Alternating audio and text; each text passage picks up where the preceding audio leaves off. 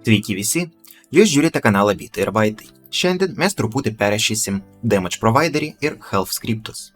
Prieš pradedant, prašau paspauskite mygtukus like ir subscribe.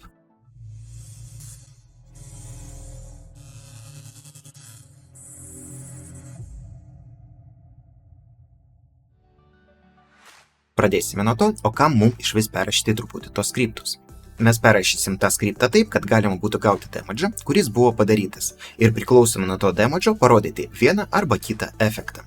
Kol kas pas mus yra tik vienas efektas ir jis rodomas visais atvejais. Nesvarbu, ar tai pas mus buvo fall damage'as, ar tai buvo kažkoks kitas damage'as, mes matysime vis tiek tą patį efektą. Bet po to, jeigu tai pas mus tarkim bus ugnies damage'as, mes galėsime parodyti vieną efektą, kaip pas mus tarkim ekranas dega. Arba parodyti ledą arba snegą, kai mes gauname kažkokį frost damage'ą. Tai visų pirma, mums reikia atidaryti Health skriptą ir kur pas mus yra hit metodas, mes čia pridėsime papildomai vieną argumentą damage.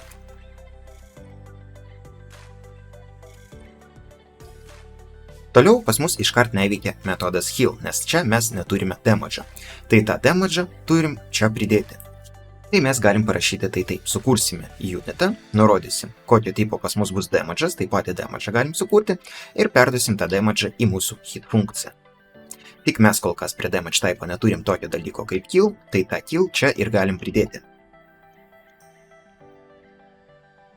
Kai pridėsime, tai prie health skripto jau nebus jokių problemų. Kaip matote, tas kill čia pas mus jau yra.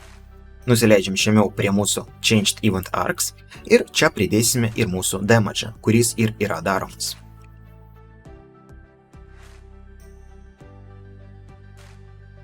Ir galim tą damage'ą iškart pridėti čia prie parametrų. Nurodysim, kad jis bus pas mus perduodamas. Bet tai pas mus gali būti optional parametras, dėl to čia pabaigoje ir parašysime, kad jis gali būti null. Nes pas mus yra kaip gyvybių mažinimas, taip ir gyvybių didinimas. Tai kai mes didinam gyvybės, jokio damage'o nebus. Nes šioje vietoje, kai mes pridedam gyvybės, mums damage'as nereikalingas. Bet čia mes tą damage'ą prašysime. Tai pas mus gyvybės yra mažinamos. Toliau pereinam prie skripto Damage Provider Base. Ir čia, kai mes perdedam total damage'ą, kurį paskaičiavome, mes taip pat turim perduoti ir damage objektą. Ir kaip matote, tas damage objektas čia yra perdedamas. Ir dabar pagrindinis klausimas. O ką mes iš to gauname? O gauname mes tai, kad galim, tarkim, prie mūsų skripto Full Screen Impact parašyti papildomą sąlygą. Kol kas pažiūrėsime, kaip veikia be tos sąlygos. Tai paspaudus play mes galim nukristi ir tas efektas veikia, kai mes gauname fall damage. Jeigu įeisime prie mūsų kubo, čia irgi kito tipo damage'as pas mus yra, mes irgi gaunam kitą damage'ą. Viskas tvarkoj. Ir tas efektas išnyksta, kai mes iš čia išeiname. Mes galim parašyti sąlygą taip.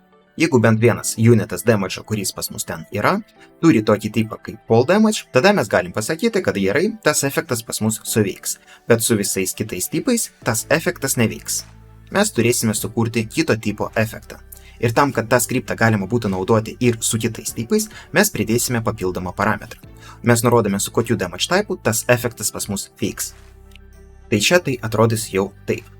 Ir tas skriptas dabar pas mus yra universalus. Mes galim tą skriptą taikyti, kai kursime ekraną frost damage'ui, fire damage'ui, poison damage'ui ir taip toliau. Tas efektas atrodys vienodai, bet damage'ai bus skirtingi. Ir dabar grįžus atgal mes galim nurodyti, kad tas efektas veiks tik su fall damage'u. Kad būtų patogiau, aš sukursiu kopiją kol kas ir parodysiu, kaip tas efektas veiks su kill damage'u. Ir prie mūsų kubo aš nurodysiu, kad jis daro jau ne fall damage'ą, o jis daro kill damage'ą. Po to sukursime daugiau kitų tipų. Ir prie to kito impakto, kuris yra kaip kopija, aš pridėsiu kitą efektą, va tokį. Ir mes žiūrėsime, kaip viskas atrodo. Dabar, jeigu aš pašoksiu ir nukrysiu, tai pas mane bus fall damage'as, pas mane veikia vienas efektas. Jeigu prieisiu čia, tai mes matome, kad veikia visai kitas efektas, nors skriptas yra tas pats. Tai mes padarėm va tokį gerą dalyką su jumis. Dabar, jei norite užsakyti pamoką, galite tai padaryti paspaudus pirmą nuorodą video aprašyme. Ačiū, kad žiūrėjote, lauksiu jūsų kitoje pamokoje.